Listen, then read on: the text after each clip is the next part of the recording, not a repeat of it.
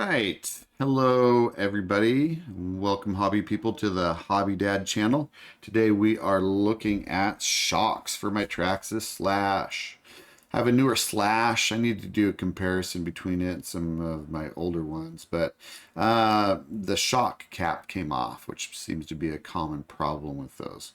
So I thought, hey, maybe I'll try some different shocks on there, and being looking for always the best deal, bang for the buck, I found these really inexpensive shocks.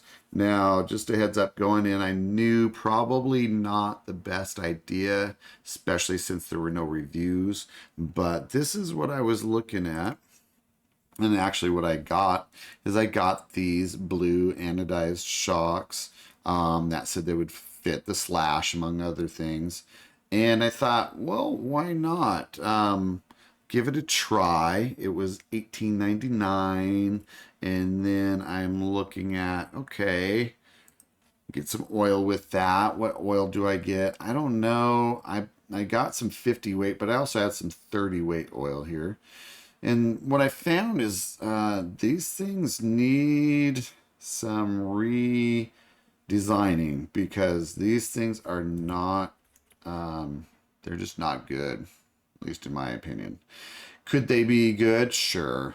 A little bit of redesign, I think they could actually be pretty good, because the machining on them seems pretty solid.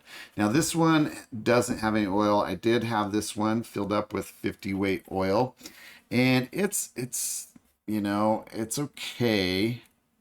It's just 50 weight oil in there. You'd think it would be a little bit slower, and it is the damping effect is not very great. How's that? So what I'm going to do is just kind of pop this off, show you what I ran into with these, and again, just kind of provide some ideas for improvement. Now this bottom piece will unscrew. It has a setup to where this will unscrew, and you can access, I think, some of the seals there.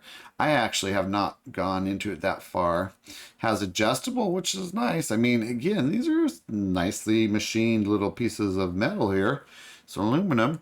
I'm gonna pop this top off. Now it does come with oil in it, but there's not much. It's basically enough, I think, just to keep the seals lubed. Don't even know what weight it is or anything. But the problem is, the biggest problem, I should say anyway, is this. So I've got that piston up there. Man, look at the slop in that thing. Okay, ended up rebuilding, well, trying to rebuild my Traxxas one.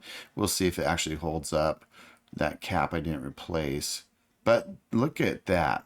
So the problem I have is putting that 50 weight oil in there wasn't really enough to, again, get the damping effect I would expect out of a shock. Oops, I probably want to make sure that you saw. This does not have any venting in the top of it at all. And so, okay, I thought that's fine because it has space around it. So, I mean, that's going to act like a vent. But again, the problem is there's so much space around it that it doesn't provide really much in the way of damping. 50 weight oil, I mean, there's some. This shock here compared to the one that doesn't have any oil, obviously a lot different. Pop this off of here. This one, it does have some resistance. You can feel it. But again, I cannot recommend these things at all. They do come in a pack of four, two rear, two front.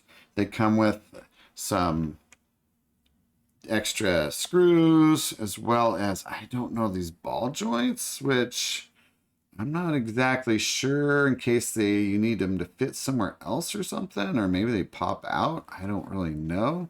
Maybe they're a spacer. Maybe somebody can tell me down in the comments below. But these shocks, I cannot recommend. Here's another thought. It has these seals down here, and it might be hard to show on camera, but this shaft moves around a ton, which I can only imagine eventually is going to be hard on that seal, which also might cause wear or scratching along the shock shaft itself. So it's like, I mean, it's such a nice looking shock, and it is so, I mean, the machining on it seems great.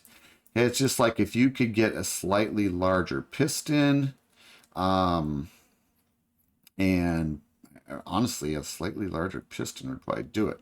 You might need to, if you get one that fits, you know, more tightly in that bore, you're going to probably need to put some holes in it to actually provide a place for that oil to go. But gosh, just the way it is right now, this thing is not good. So, in the name of just kind of fun and trying to be frugal, this one's a miss. So, again, I'll pop this back up there. I did get these off Amazon. They are priced super cheap. There's no reviews on this. And I don't know. I should probably get on it and review. But I'm telling you all here, I would stay away. There's some $30 ones for, so like roughly another 10 bucks. I can get maybe some different ones, and I might give those a try. Am I going to return these? I don't think so. It's the tinkerer in me that wants to keep it, and then maybe try some 80 weight oil or something even different that's really thick and just see how they work. I remember back in the days, my Mugen Bulldog had an air shock. I'm thinking about maybe if I just put some grease in here, but that's me. I'm kind of crazy. I like to tinker around with this stuff and see, because again, these are pretty shocks, and it might be fun just to kind of tinker around with it and see how they, if I can get them to have some decent, you know, rebound and damping action. But all right, well, that's it. That's it for the Hobby Dad. I just want to show you these shocks and hopefully save you a few bucks if you're thinking about trying to find some super budget shocks on Amazon. These ones definitely are it. I feel like there's a bunch of these on there, different names, different manufacturers, clones, all the same thing. So just be wary if you are buying some budget shocks on there. Do look at the reviews. Again, I knew this could be bad going in with no reviews. So that's it. Hobby Dad out. Have a great day, and I'll talk to you soon.